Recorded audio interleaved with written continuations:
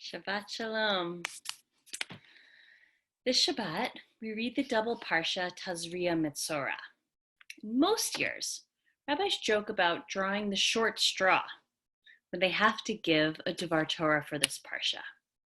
It's a parsha that most B'nai Mitzvah families avoid because most B'nai Mitzvah kids and even many rabbis usually don't want to talk about bodily fluids, skin rashes, leprosy, and other gory details.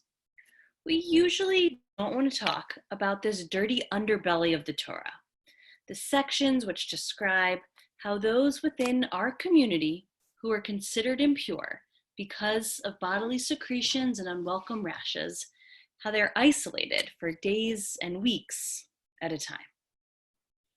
Most years, we ask, how can we possibly relate to the parshiot of Tazria and Metzorah? They are foreign and disgusting. They're from a different time. They're from a different place. This year, however, is not most years. This year, Tazria-Metzorah is our Torah. This year, when my friends are posting pictures of their toes and skin patches on Facebook, as they wait for COVID test results to see if their skin ailments are related to the virus. This is the modern version of our biblical ancestors showing their scaly skin to the temple priests. And suddenly, our parsha matters. This year, when my friends and you, members of our Anshe Chesed community, write me text messages, email me, and try to talk on the phone between coughs from their rooms of isolation, suddenly, our parsha matters. When we read in Vayikra chapter 13 about the leper, Hu badad yeshev, that he shall dwell alone, Yichutz l'machaneh moshavo, his dwelling, her dwelling, shall be outside the camp. This year, we finally understand. We can perhaps start to get inside the heads of our biblical ancestors who were afflicted by pus and lesions. We can begin to imagine their experience of being alone. We can begin to imagine their dreams of the outside world. We may want to ask them, what kept you going as you waited alone to return inside the camp? This year, even as we remain cooped up in our homes, we dream about our return. How will we all enter the camp? How will we re-enter our beloved city? How will we re-enter our communal holy spaces, our sanctuary?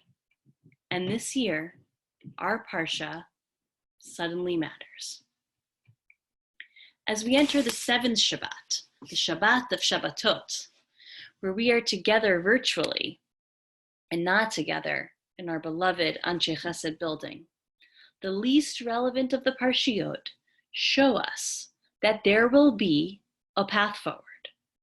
It is no mere coincidence that Tazria and Metzorah are often read together, that while the ailments are described in Tazria, the rituals for reentry are detailed in Metzorah.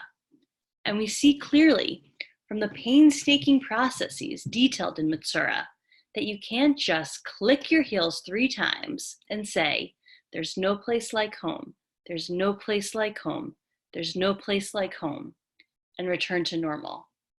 There are no ruby slippers.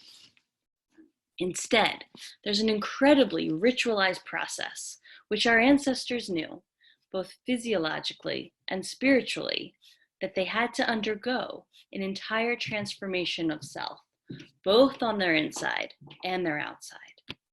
And these rituals were performed in conjunction with the priest, reminding us that it's a partnership, that we're all in this together, and that while the path forward may still seem murky to us now, we need only to read our ancient texts to be reminded that ritual process has power.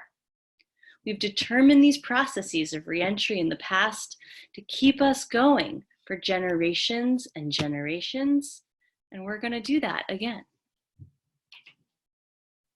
This Shabbat also follows a particularly urgent Yom HaShoah, Holocaust Remembrance Day.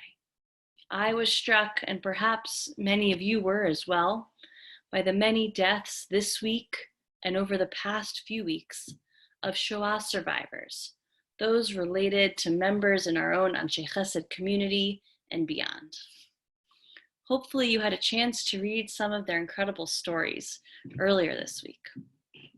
But one thing you may have missed amongst the obituaries and testimonies is how Israel made sure that our Shoah survivors are not alone. Since the pandemic started, Jerusalem itself has lost 12 Holocaust survivors. And on Yom HaShoah, every Holocaust survivor in Jerusalem had a volunteer standing outside their door during the national siren at 10 a.m. so they didn't feel alone.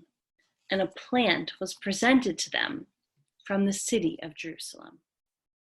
This too is the Torah of Tazria-Metzorah. Decades after Holocaust survivors were shunned by the early Zionists who settled Israel and who treated them like lepers for being weak. Now, IDF soldiers brought food to the doorsteps of Shoah survivors. Volunteers brought them plants from the city, standing as close to them as they could, reminding them that they aren't alone as they remembered their traumatic past. We will always have scars. We will always have times when we have to be physically alone. We will always have those in our communities who find themselves hutz lamachaneh, outside the camp. But the real work is remembering that Metzorah will always follow Tazria. And all of us, we all, will always do the work of finding our way back in for each and every one of us. Shabbat Shalom.